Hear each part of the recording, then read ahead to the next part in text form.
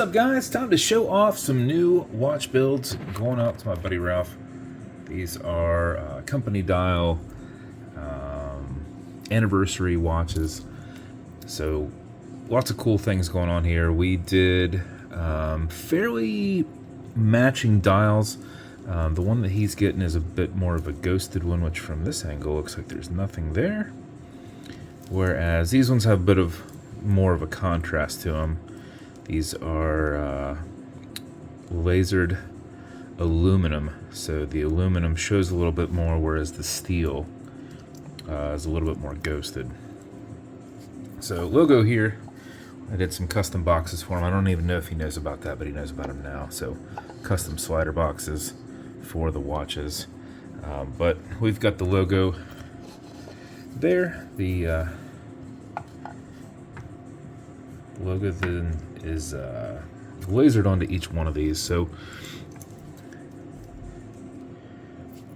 makes it a little tough whenever there is not any reference markers on the dial. But this peak right here in the fire suppression there, the rain there, looked like it was pretty dead center. So that's what I used to line. Typically I line off of the stem over here as I'm building it, so just kind of had to lay it on there and make sure that was about straight, and then kind of work backwards off of that. So what we've got, brushed case, we've got a polished shark tooth bezel with a titanium anodized aluminum minute insert. So it gives that nice kind of it's not shiny, but it's giving you kind of that matte reflection where it's been lasered off. So bezel insert looks really cool. It flows with lots and lots and lots of my cases and bezels. So through there, and there we got a shinier set of silver Moldova hands. These will contrast with the laser dial nicely, pop out really well because those are more of a shine over that matte finish. So we got shine here, we got shine here, and then we got shine a little bit further. This is one of these sharkmesh hybrid bands. It's brushed up the sides and then polished down the middle. So nice brushing. So brushing here, brushing here, brushing here. You've got a brushed exhibition case back on the back. See if I can actually get it to focus there because it's picking up on everything else. I guess the little protective things there over it. Some of those come right off, some of them stay on there. But brushed exhibition case back. So some hints of brushing and some hints of polishing. And signed rotor there. Might be a little tough to see, but the little autographs here on the side on that rotor. So each one done the same. Same bezel. Same bezel insert, same hand, same case, same band, same exhibition case back. And then for Ralph's, his is the more ghosted. And I tell you, I think it's just because of the camera and the reflection right up here, because that's ghosted, but in person you see it a little bit better. But I do like the look of the ghosted look, because you just get it in the right light and it pops. So everything is the same on all those except for his being lasered steel, which we just do like, I don't know, 5 or 6 passes on that, where it's just adjusting the reflection whenever these are out. Even these ones. These ones just show more because it's aluminum. But these are ones where if you'd rub your finger over, you do not feel them at all. So if you had the dials out, they are nice and smooth. He actually made me a couple extras, and they weren't as matching. So there's a reference. You can see this is, I don't want to say that it's not silver, but it kind of gives that like brown silver look to it. And even these two are slightly different from each other. But you do not feel this. I guess I can feel it just slightly. Actually, I can feel that one. So he did get that one in a bit deeper. And same there. But that steel one is, it just feels like glass. So, but those ones didn't quite jive as well. But I always like to have extras in case of. So, but those are your dials, man. Bezels on these, each, they'll turn left, they'll turn right. These are tension ring bezels. They do not click. So if you turn it here, it's going to stay there until you want it back. And when you want it back, you can go around that way or this way. The bulk of these, that one's on tight, that one's on tight. That one's a little bit easier to move than the other ones. That one's on pretty tight too. So you can move them, but you're not going to accidentally move any of these. They are going to only move if you want them to move. But non-click style, so don't be alarmed when they don't click. Yeah, this one right here, this is a beast. I can, when you move it, you're moving it. So tension ring bezels, non-click style. Automatic mechanicals, so as you can see, you've got a rotor in the back. So as you're moving, it's a pendulum, and it is putting micro winds into that center, which goes into this gearing, which compresses the mainspring.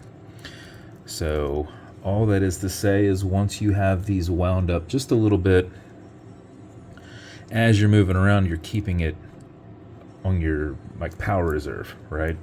So it's kind of like solar energy. As you're moving, it's always like the sun is on it, right? So, but you're not going to have anything charged up initially. So you don't want to just set your time and put these on, because if you don't have anything in reserve, it's kind of like turning on everything in your house and it's cloudy outside, right? So there's nothing there. You're not going to have anything in reserve. So you want your battery kind of already charged up. So all you need to do is back the crown off the threads until you hear it and feel it clicking. You'll see here a little bit of play. You can see you're not on that crown tube, and you can hear it. So at that point you can wind. And a wind is a turn clockwise or away from you. And when you do that, you are winding that watch. So I typically go back and forth. This way isn't winding it, this way is winding it, but I can wind it pretty quick just doing that. So 4 or 5 seconds of that, mixed with that rotor movement. Even these little movements, just going back and forth, it's putting little micro winds in there. That will keep your time throughout the day. If you do it for another 4 or 5 seconds, you're going to max out your 31-hour power reserve on it. So if you sat there and wound this out and then set your time and you set it down, 31 hours from now, it still should be running, actually closer to probably 34 or so, and then it's going to die. You cannot overwind it. It's got a slipping mainspring, so once it's wound up, you can just keep winding it. A lot of times with your older mechanical watches, once you wound them up, it got real hard and it would not turn anymore, and if you turned it more, you broke it. So these, you can't do that. You can say your wind all day if you want. It's not going to put anything more to that compression than what is needed. It's just deflecting that. So anyway, once you're happy with your winding, you're going to pull it to the one and only click, and you can now set your time. You don't have a hacking movement, so that second hand's going to keep going. So, but you'll notice you're out further. You'll notice there's a lot more play. This is called a wobble crown. It deflects lateral pressure from going into the stem and into the movement. So when you're pushing and prying on it, you're not putting any adverse pressures on anything. So once it's out here, you can now spin it on around. Alexa, what time is it? I think they said 11:31. Well, your other watches say 11:31, so what's easy to do? Just go off your numbers here.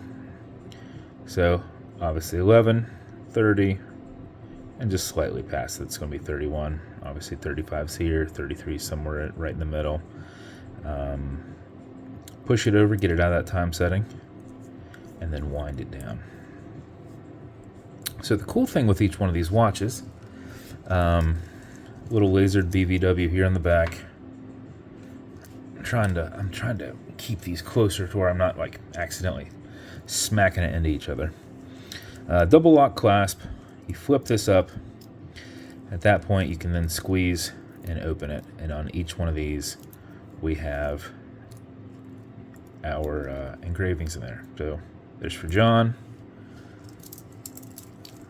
That's the one we've been looking at this whole time, is John's watch. Here's Jason's. I'll flip that back up. I'm usually a crown up in the air guy. Otherwise, I kind of sit a little bit funny. There's Jeff's.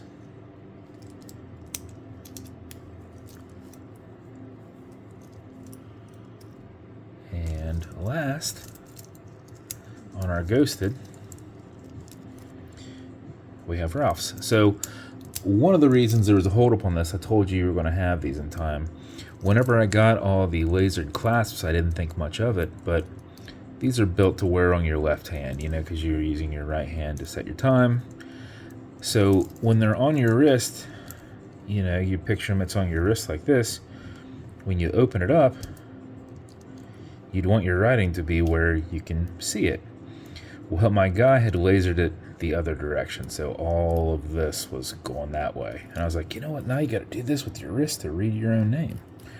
And if you put it on your left hand, which is kind of the way these are built, you can't read that. So I made him do them all over again. I got them all today, and I swapped them all over for you. So just a little attention to detail that I didn't think, I didn't even think of it when I told him what the laser, or he didn't think of what direction to put him in. So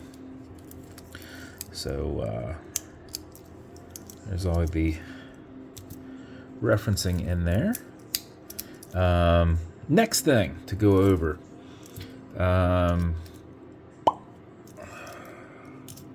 Just once again getting these away so I can kind of make sure I work on these and not clack them into each other. Brushed cases, brushed sides. If you scratch this, use the green side of a Scotch-Brite and do pull passes. Don't go back and forth, or you get a line that's not straight. So just do single passes down. Don't get into your polish. Same on this. These have quick disconnects, spring bars, so this will come right off. These right here, it's just a compression, is all it is. But then they have these little levers to help you. So once this side's in, you can just kind of push that lever and compress the other side to slide it off. So if you would scratch this brushing up here, you'd want to kind of pop these off and then just do rounded single passes to brush in your scratch. You're not really removing the scratch, you're just taking the shine off the scratch, because if you scratch it, it's kind of noticeable. But if you brush it in, what you're kind of doing is making it a little less noticeable in general, but it's taking the shine off of that and kind of just, I don't know, quote, brushing it in, right? Same thing on this clasp here. If you're sitting at a desk, you're starting to get weird lines in there, open it up. I normally hold it like this and do these.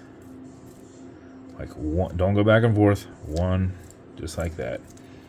Then I kind of hold this and do the same thing. So you don't want to hit this part, right? So you're just gonna go straight down. You're probably gonna get like little pieces of the debris, the green part of that Scotch-Brite, because it's gonna be kind of cutting as it hits on there. But you just kind of brush that part in.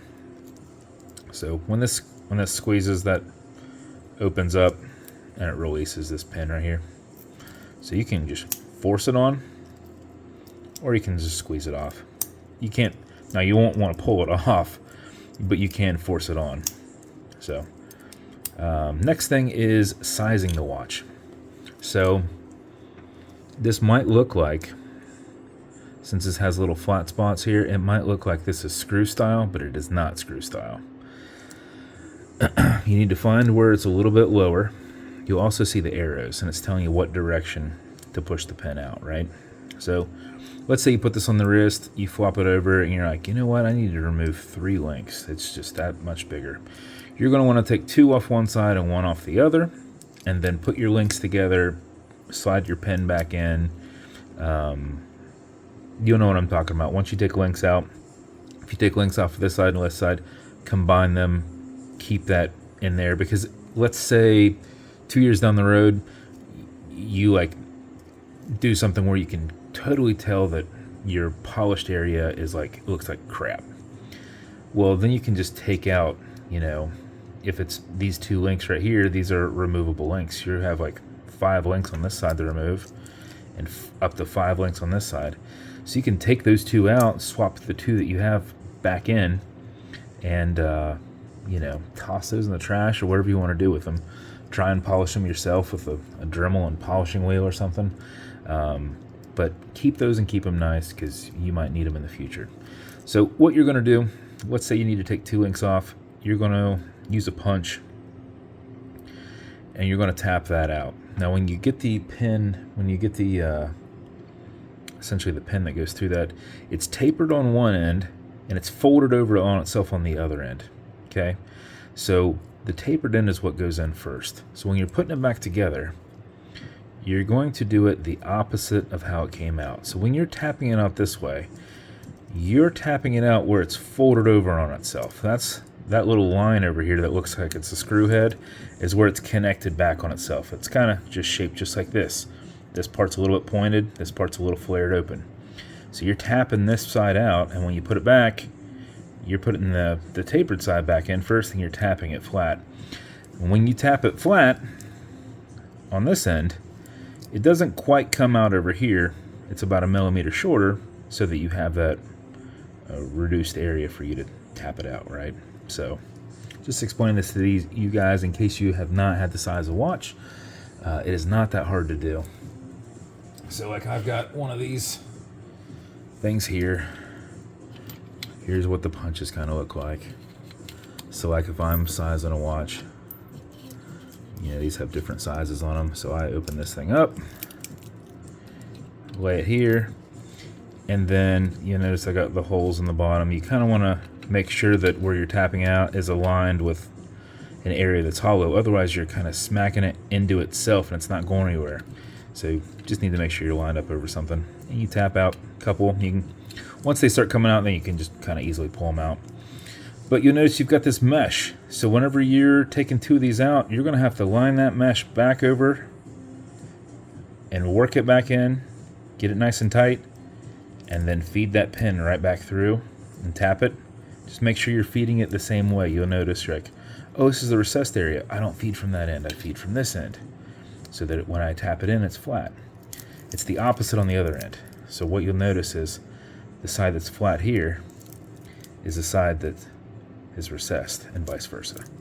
So once you do it, it might sound a little weird until you do it and you're like, oh, okay, this is simple. I'm, you know, overthinking or just never done it before.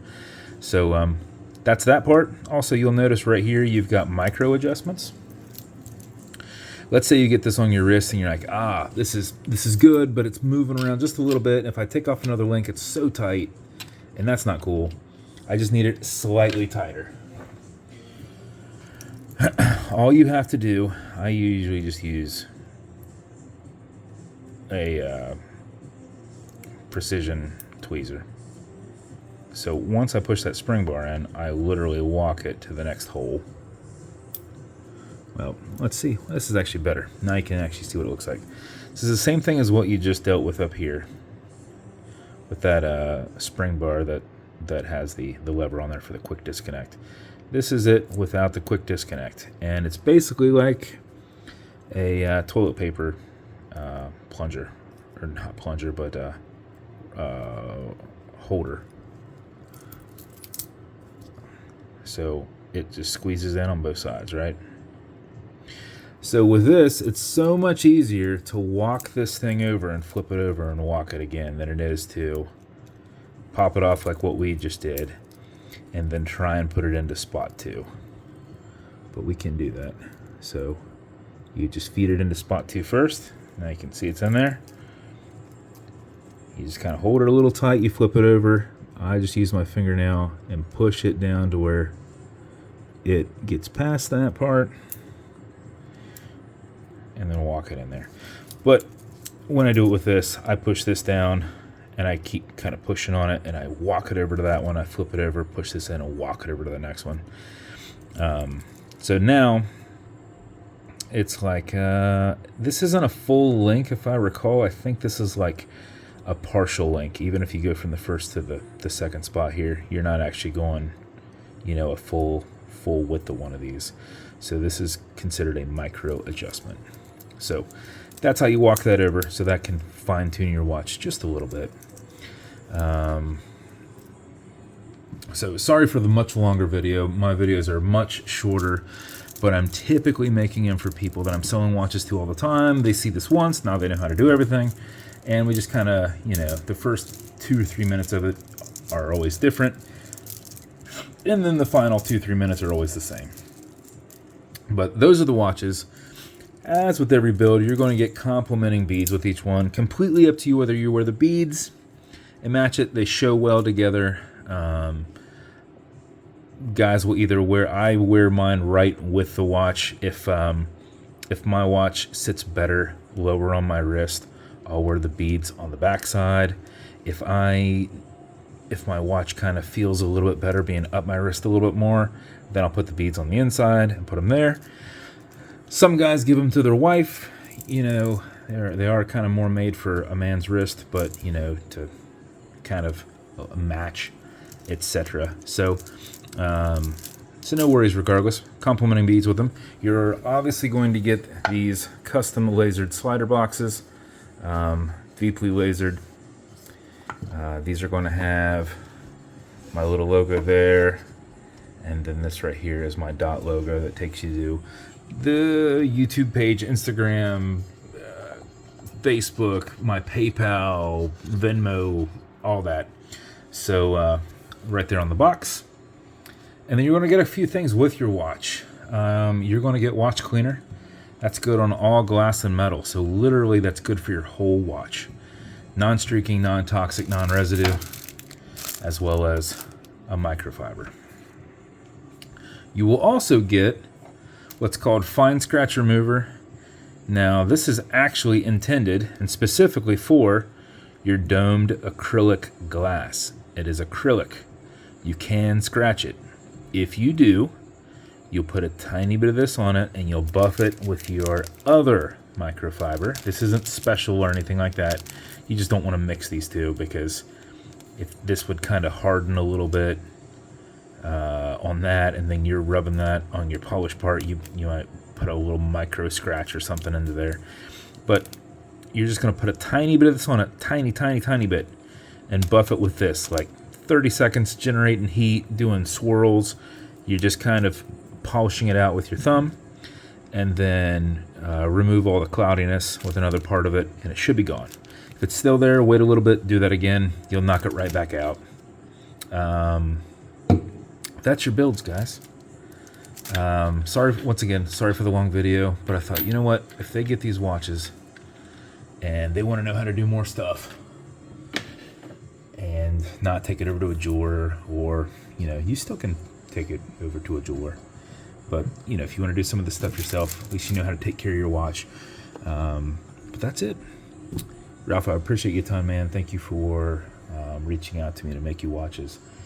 And the only bad news about this is I can still get all the parts, except I think I only have one of my custom-made exhibition casebacks. I had to do, I think, 500 of them, and that guy no longer makes them anymore. And I think I had 5 left, or 6, and you got 4 of them. So there's a good chance in the future I'm doing a custom lasered caseback for you if you order more watches. rather than that exhibition style case back. But that's it. Appreciate you guys for watching, and if you want me to build you custom watches for your company or yourself or for a loved one, reach out and I'll see what I can do. And if you want to continue to see videos like this, like and subscribe so I put them up all the time. Thanks, guys.